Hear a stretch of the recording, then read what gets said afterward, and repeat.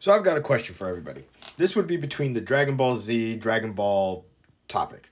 This might be a little bit of a hot take. Don't know if I necessarily feel this way.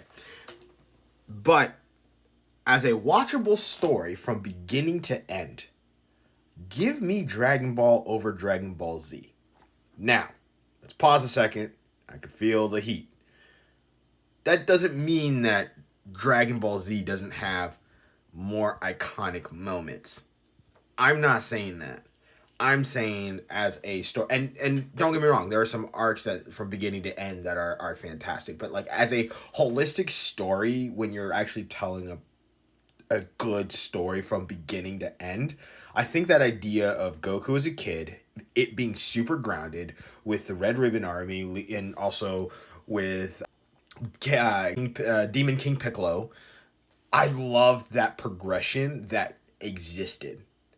I think as a holistic series story piece, Dragon Ball over Dragon Ball Z. Am I alone in that thinking?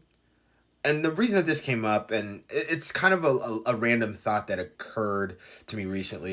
My wife's gotten into anime over the last 6 years or so. And so I've been taking her through a journey of certain animes that we were watching and whatnot, just kind of building a repertoire for her. In rewatching that, I've had this thought. I'm like, don't get me wrong. There are some hype moments in Dragon Ball Z. Hype moments that live rent free in my head. You know, the father son Kamehameha, even first time Super Saiyan transformation. There are iconic moments. But I just enjoyed the pacing and the storytelling of Dragon Ball a lot more.